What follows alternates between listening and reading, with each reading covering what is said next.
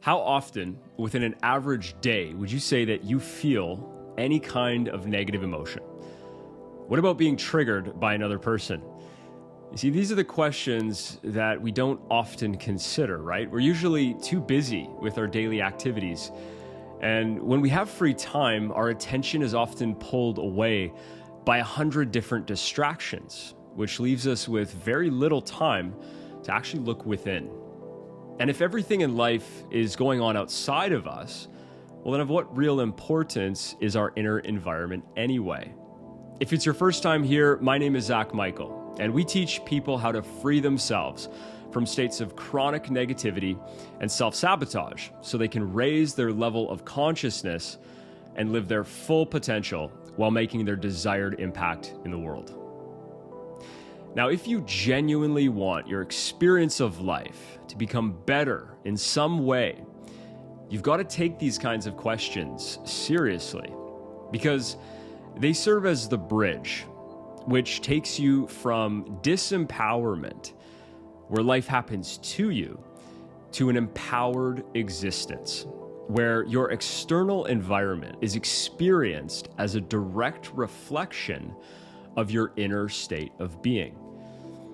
Now, typically I don't like to overgeneralize, as we all have a different or unique experience of life, right?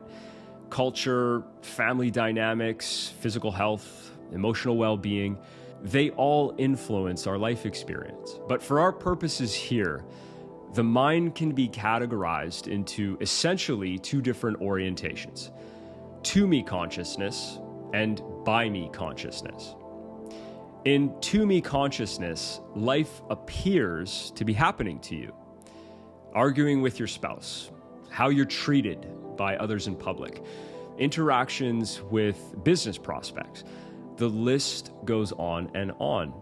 And this is how it is when we feel separate from one another. For you to perceive something as happening to you, with you feeling completely disconnected and separate from the circumstance, well, you've removed yourself from any level of responsibility. You see, this removal of responsibility is how the ego feels justified of righteous anger. Imagine for a moment a very typical scenario. A friend or coworker says something negative or hurtful to you.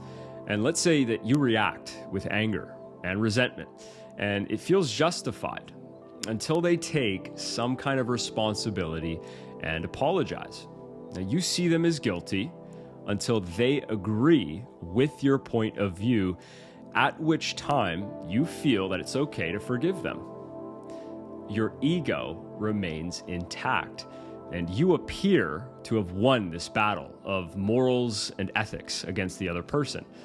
And all this does is it actually strengthens the feelings of pride and anger or resentment, which reinforces to me consciousness. Now, unknowingly, you remain the victim, with your unconscious mind always on the lookout for another person to hurt you in some way, right? To repeat that same behavior. This is the battle between victim and oppressor, winner and loser. This disempowering cycle continues as you spiral further down into separation consciousness, feeling disconnected from others and at odds with the world around you. Now, the result of this unconscious loop is that your mind creates these defense mechanisms to protect the ego's badly wounded core. Fighting for control is the ego's game plan, needing others to be different than they are and expecting to change them so they can be more like us is how this consciousness, this to me consciousness, tries to control the outside world. Now, when we form judgment against something and feel the negative emotion of resistance, like fear or resentment, all we do is feel more like a disempowered victim. You see, all of this just represents attack. The ego feels attacked and attacks in reaction. But all this achieves is more disempowerment, more feeling like a victim. And this is not living life at cause. It's living life at effect. And this doesn't lead to unity in the world. All it does is separate. And separation creates more suffering. To-me consciousness is where the narcissistic ego lives. And it believes the world revolves around it. If we want the quality of life to massively increase, we must let go of viewing reality through the small self and become more selfless by honoring another person as you wish to be honored as well. If you want to experience more gratitude, for example, from other people, practice feeling more grateful about life first. If you want to receive more abundance from others, ask yourself, what kind of value can I provide to other people? Don't overthink this one.